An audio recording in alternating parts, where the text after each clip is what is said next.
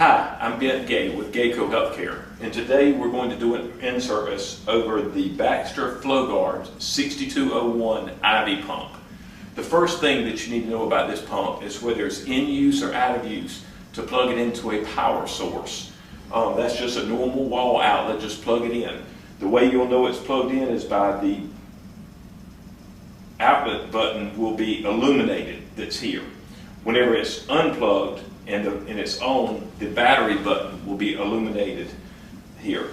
We're going to go through how to set up an IV tubing today for you to have a primary IV and a secondary IV.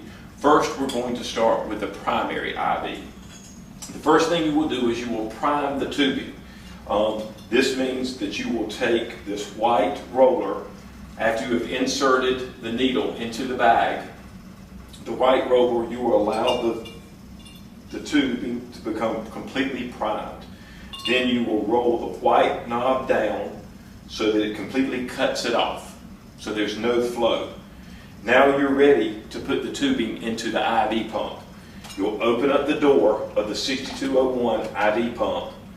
You will take the safety clamp here, push it back, you'll hear a click. Next, you will take this dark blue tab and insert it into the IV pump, fully insert it. Then you will take the tubing and thread it from the bottom up all the way to the top and around the elbow here.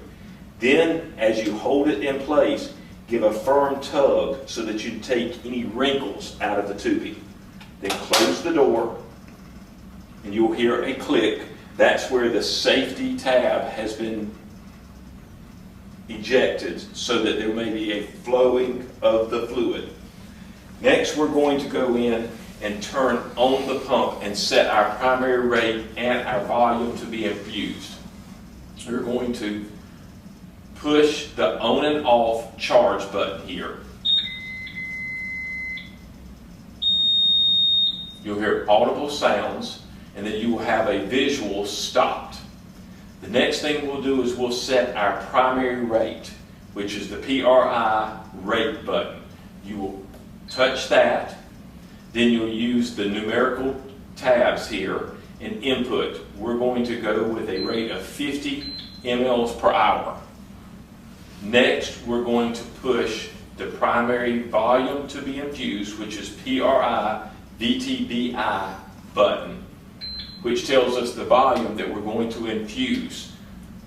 I have a 1,000 ml bag, but I'm going to set it at 990 mLs so that the bag does not run dry.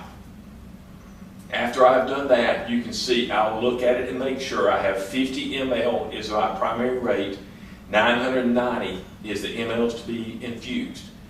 Now I'm going to start it. You will press the green PRI start, which is the primary start button.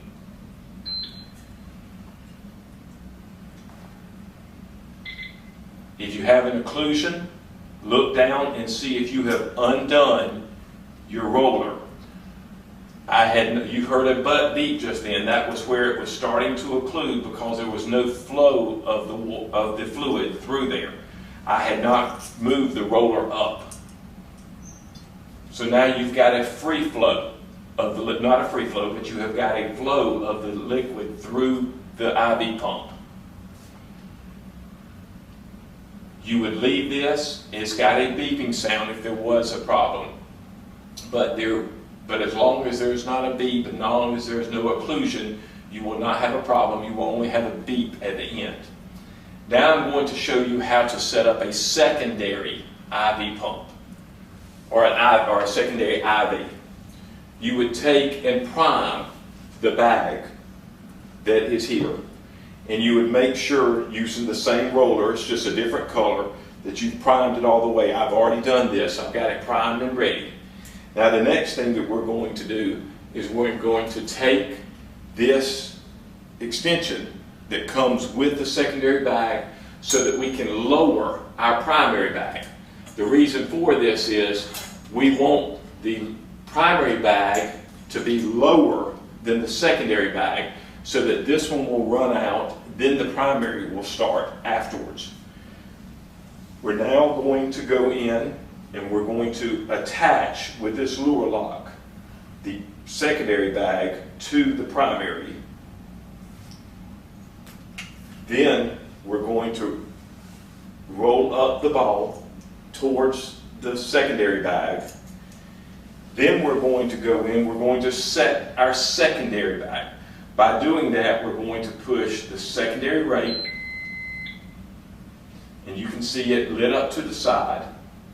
Now we're going to put in the same rate, 50 ml per hour for the secondary. Then I'm going to push the secondary volume to it be infused button, the SICK DTBI button, and that's a 100 ml bag. I'm going to input 100 mLs. Then I'm going to hit the button that says Set Start to start the secondary bag flowing. Now you can see the first side went away and the secondary bag now has started to flow. The way you will have to look to make sure also is to look at the drip chamber and to make sure that the secondary bag is dripping, but the primary bag is not. So you do not want the primary bag to have a drip in the drip chamber. You only want it in the secondary. When this bag has emptied and it's completely empty, then the primary will start flowing again. Now this would last, since we've got a 1,000 ml bag and we have a 100 ml bag, this would last somewhere around, if we're at 50 mLs per hour, that would be somewhere around 20 hours. So I'm going to fast forward here and show you what happens when we're through, when it's completely through. If these bags were out, you would have an audible beep sound, and then you would come back in and you would press the on, off, or charge button here to stop it. You would then go in, and because I have free flows, I'm going to close this one, but you would not. Yours would be empty. You will open up the 6201 case. You will see that the blue tab is now out. You will push that in, then push the safety clamp open, then gently remove the tubing, and you are done. Thank you, and we look forward to our next in-service.